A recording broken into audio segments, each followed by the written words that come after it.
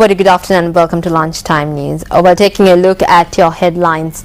Enjoining order issued preventing the UMP from extending the tenure of the party leadership from 1 year to 6 years. 93 persons who attempted to illegally migrate to Australia arrested, and Amnesty International charges that the Syrian regime is using heavy weapons.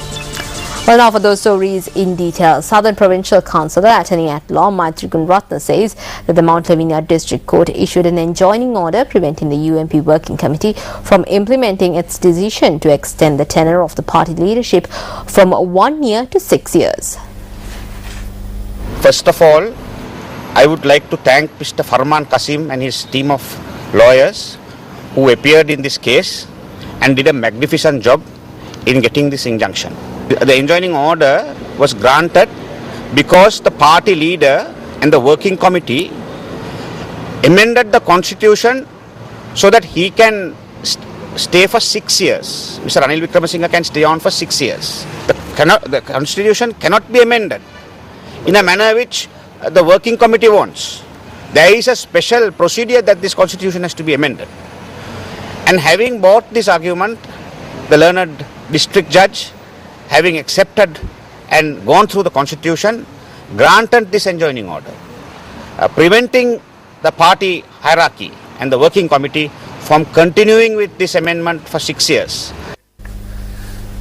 Well, the Norochole coal power plant has been temporarily shut down this morning. The Minister of Power and Energy said that the shutdown had been caused by a defect in the transmission system. The ministry added that a technical team is currently investigating the matter. Well, 68 persons who are attempting to illegally migrate to Australia have been apprehended by the Navy this morning in Koskoda, Galle. Navy spokesperson Commander Kosala Varnakula Surya said that the vessel carrying the group was seized off the seas of Koskoda. The Navy spokesperson went on to note that among the arrested are 2 women and 3 children. He said that 7 of the arrested persons were the crew members of the vessel. Meanwhile, another 25 persons who attempted to illegally migrate to Australia have been arrested in Bedwala. Police media spokesperson SP Ajit Rohan noted that among them are 3 women. He added that so far this year, 900 persons have been arrested for attempting to illegally migrate to Australia. Well, 3 new English letters have been introduced for the number plates used by 3-wheelers. The Commissioner General of Motor Traffic said that the new numbers will be used from today as the number sequence used previously has run out, whereby from today 3 A's would be placed before the new number. Since August 2000, English letters were used for number plates in all vehicles.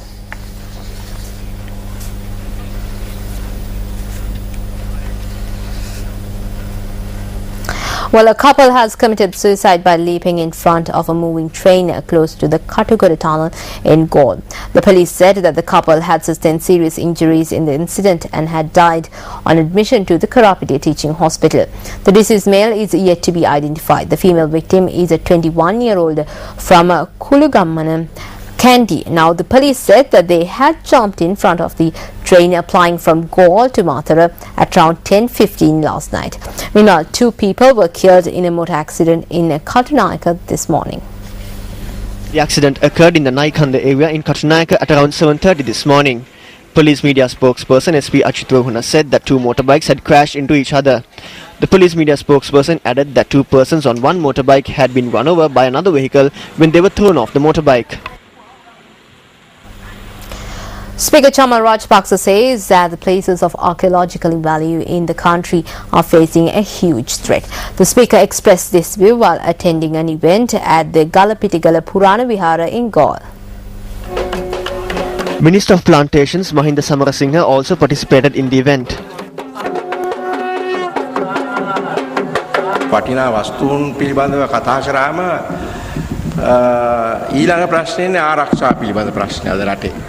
When talking about valuable things, the issue we have is security. I'm sad to say that today value is measured in monetary terms, but real value should be measured on historic value. You cannot put a price on something that is of archaeological value. They cannot be sold. This is a threat on the viharas in the country. Some people destroy them. පැත්තකින් තියෙන ලොකු තර්ජනයක් තමයි නොඑක්මුණු පිරිස් ඒවා විනාශ කරනවා.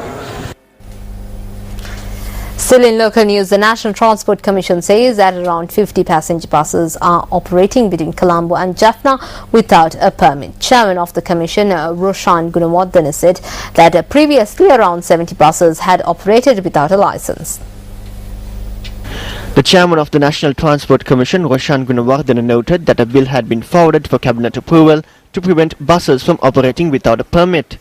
He said that if the bill is passed, laws will be enacted to impose a fine on the owner of the bus up to 250,000 rupees or 2 years rigorous imprisonment or both. Roshan Gunawardena also noted that the bus can also be seized by the state under the proposed law. Well, this is a report about a giant orchid flower that has blossomed in Gampaha. This orchid has bloomed at the Henradgura Gardens in Gampaha, which was established in 1876 in a land of 36 acres.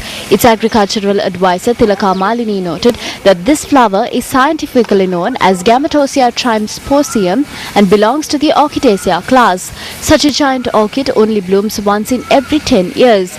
This orchid is 6 feet in length and the stem of each flower is 8 centimeters. Tilaka Malini noted that such giant orchids can be found at the Peradeniya Botanical Gardens as well. Well, with that we wrap up this edition of Lunchtime News, but I'll see you again at 1:55. Take care.